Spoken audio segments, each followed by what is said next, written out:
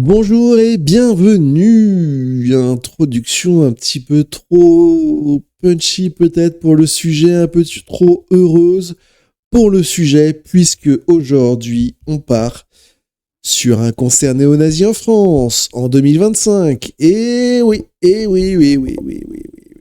Donc de quoi s'agit-il? L'ombre d'un concert de métal nazi plane autour de Verdun. Un concert de rock national-socialiste réunissant des groupes venus de plusieurs pays européens est programmé samedi 20 septembre, un événement clandestin qui pourrait rassembler des centaines de spectateurs. Et oui, logique, en France en 2025, c'est tout à fait normal, tout à fait banal. Ce concert néo-nazi rassemblera des groupes venus outre de Bretagne, de Finlande, d'Italie, de Pologne, de Suisse et d'Allemagne. Ça promet. Forêt de bras tendus et hordes de crânes rasés sont à craindre.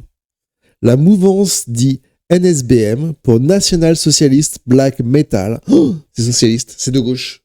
C'est de gauche, ça y est. Le mot a été lâché. National Socialist, c'est vraiment des gros gauchistes qui vont faire ce concert de métal nazi, puisqu'on sait très bien que les notions de racisme, de haine des peuples et de tout ce qui va toucher autour du nazi, c'est des valeurs de gauche, bien entendu, comme diraient nos amis de droite, voilà, comme la République démocratique de Chine est une démocratie, bien entendu.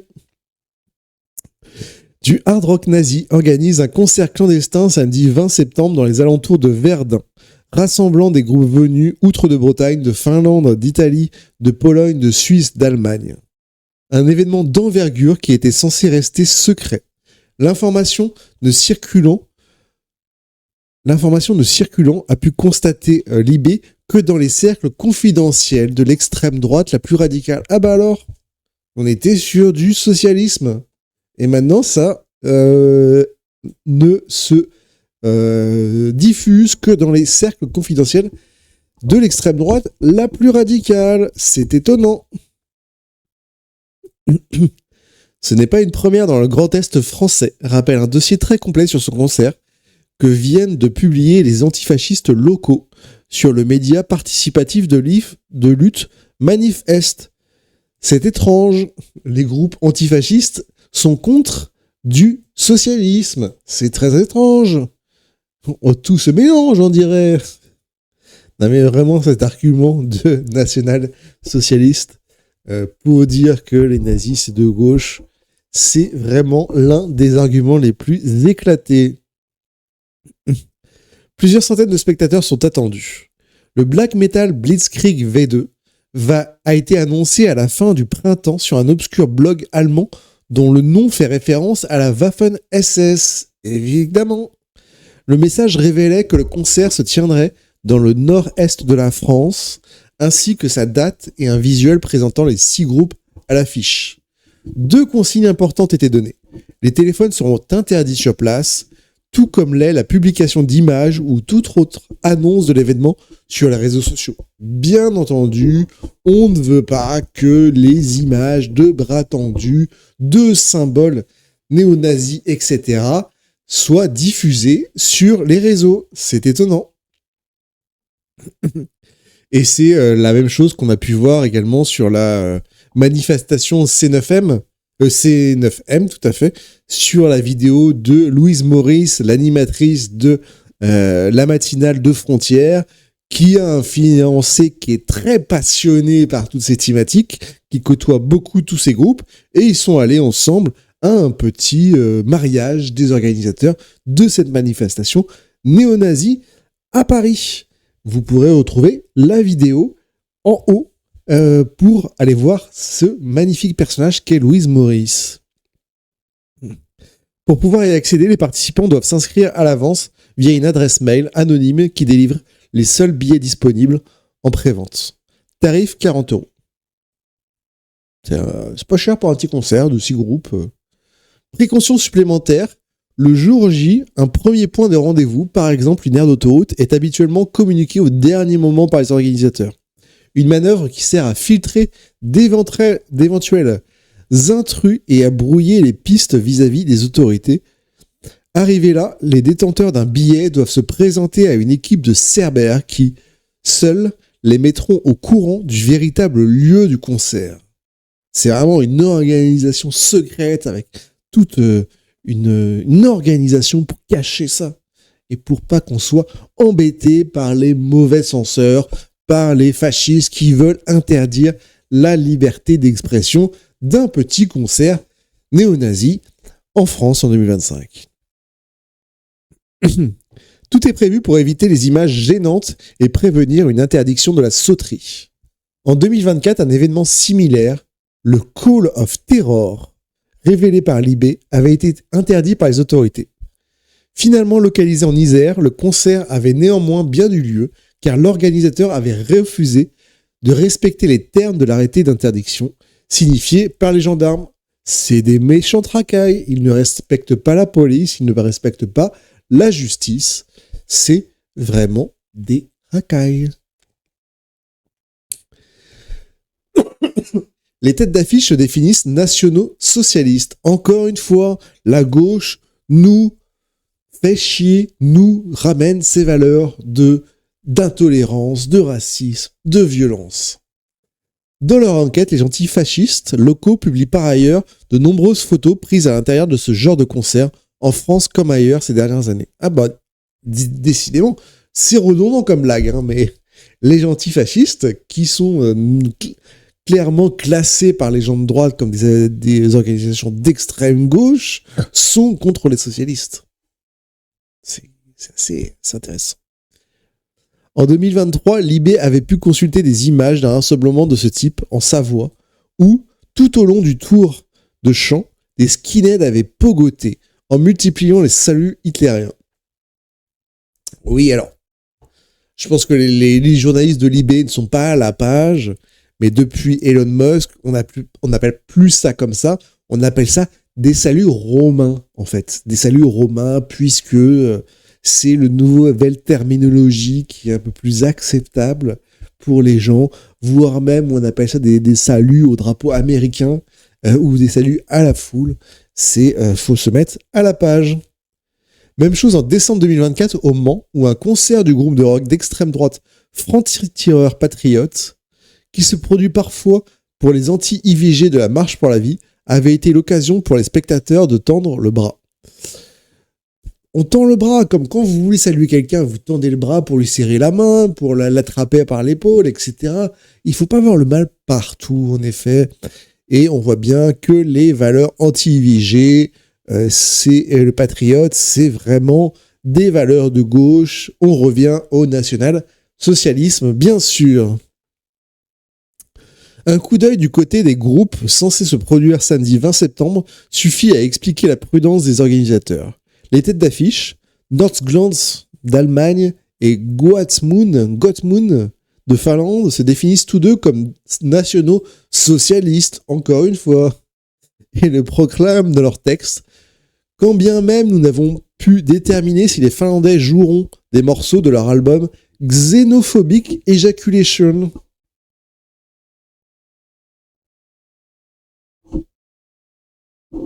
J'ai bien lu. D'accord, ok.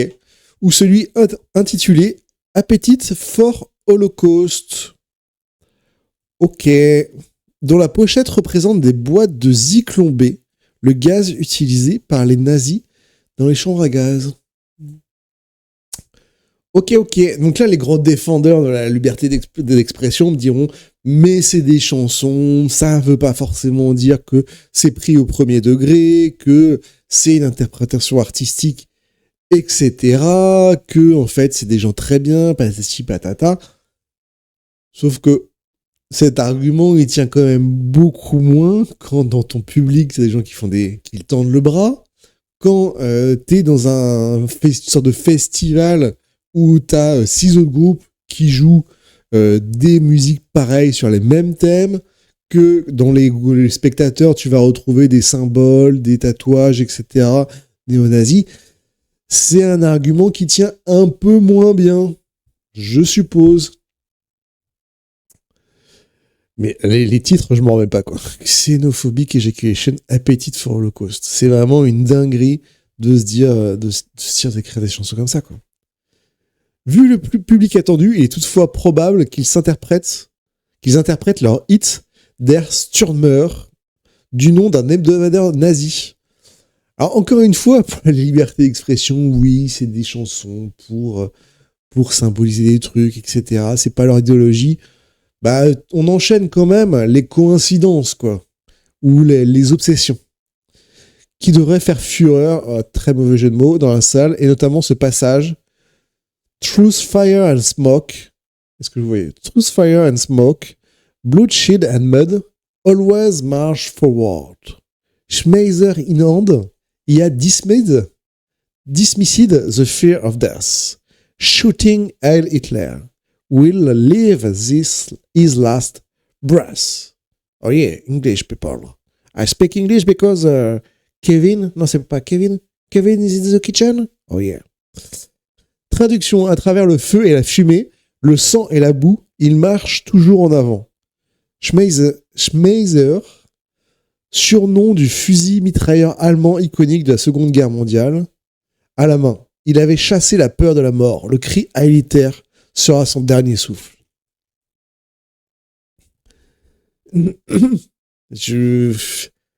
Outre, oui, alors le côté artistique de vouloir choquer, etc., mais des gens qui vont écouter ça, se réunir pour se faire toute une sorte de festival avec que des musiques comme ça, ouais, je vois pas comment tu peux justifier une quelconque portée artistique, une quelconque liberté de la presse.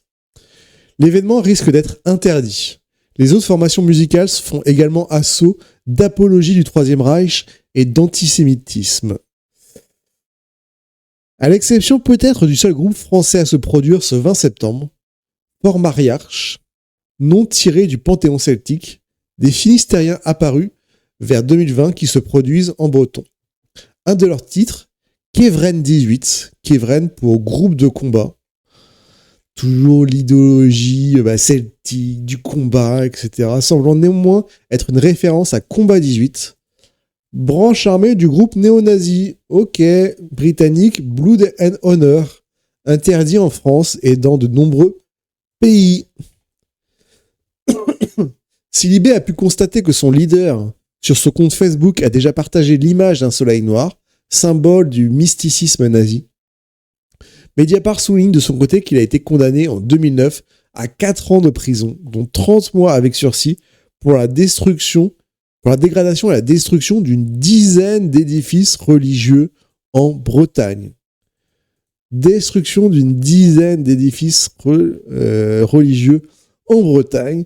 Normalement, les gens de droite doivent appeler ça une racaille, vraiment un scandale, qui retourne chez lui, patati, patata. Contacté par le site, il refute tout penchant néo-nazi. Ah bah oui, tout ce qu'on a vu, c'est uniquement des coïncidences. Selon les informations de Libération, un premier mail des mystérieux organisateurs, rédigé en français, en anglais et en allemand, et envoyé cet été, précisait que l'aéroport le plus proche des lieux est celui de la ville de Luxembourg. Un deuxième, envoyé mi-août, invitait les futurs spectateurs à réserver un hôtel du côté de Verdun. La ville y était présentée comme la plus proche en voiture. C'est selon une source proche du dossier dans ses environs que le concert est prévu, sans que l'on sache si la salle retenue est la taverne de Thor, au lieu des skinheads nazis lorrains, toutes proches.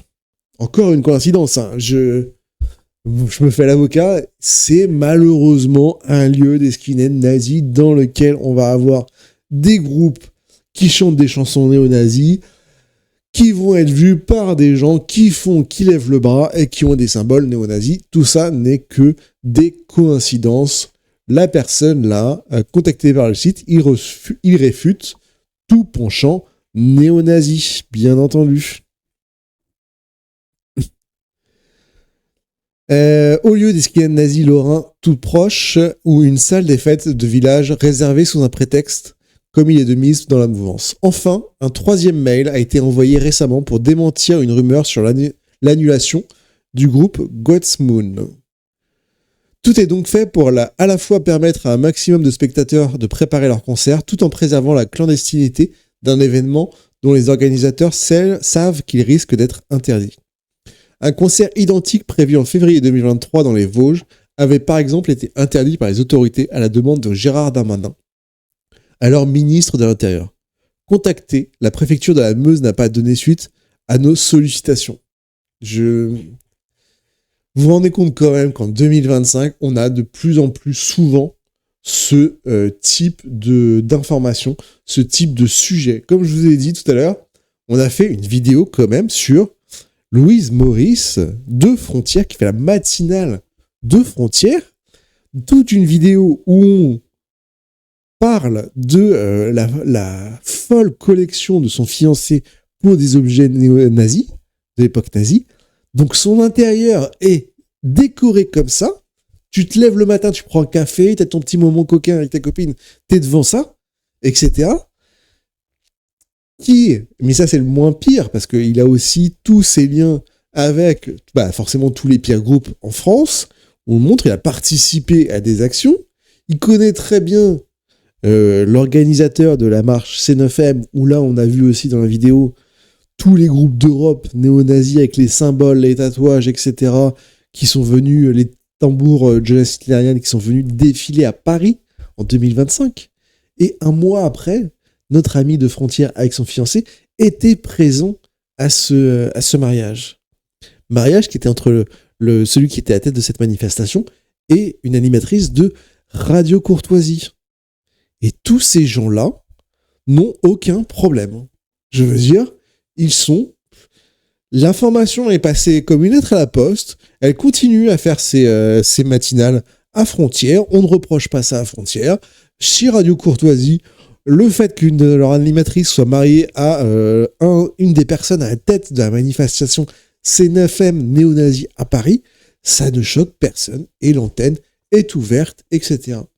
On est vraiment dans la résurgence, on banalise vraiment tous ces comportements, tout ça, et ça va ne faire que s'empirer ces maudits groupes national-socialistes, puisque, encore une fois, ces idéologies, on nous a dit que c'était de gauche, puisque c'est porté notamment par l'animatrice de Frontières, qui est un média très connu à gauche. Voilà. Je sais pas quoi dire sur cette information qui, moi, me choque toujours. Comment on peut laisser ça tranquillement en France? C'est censé être criminalisé,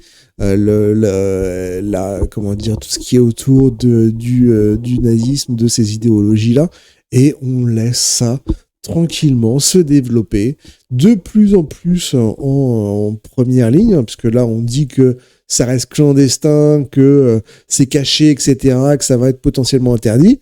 Mais, comme je vous l'ai dit et que je me répète, on a vu des gens de premier plan dans les médias qui sont à minima connexes, proches de ces milieux-là, et on les laisse tranquilles. Et ça ne fait pas scandale en France. C'est une dinguerie que ça ne fasse pas scandale. Que maintenant, ça sort de la clandestinité, on peut manifester à Paris, on peut être proche et limite partager ses idées parce que, comme on a vu dans d'autres vidéos sur Frontières, c'est pas que il y a aussi les idées, les théories de hiérarchie des races par la génétique qui sont portées. Donc maintenant, tout ça sort du bois et ça devient mainstream, quoi. On a l'impression qu'il n'y a plus besoin de se cacher. Et dans quelques années, ce sera ça, on n'aura plus besoin de se cacher. Je m'égare encore. En tout cas, je vous remercie. N'hésitez pas à me dire en commentaire ce que vous en pensez, les petits groupes un peu dont vous avez un peu honte que vous écoutez ou que vous êtes allé au concert, vos petites anecdotes de concert pour que ça remette un peu de gaieté dans cette information qui est dramatique. Je vous remercie bien et je vous dis à bientôt sur de prochaines vidéos.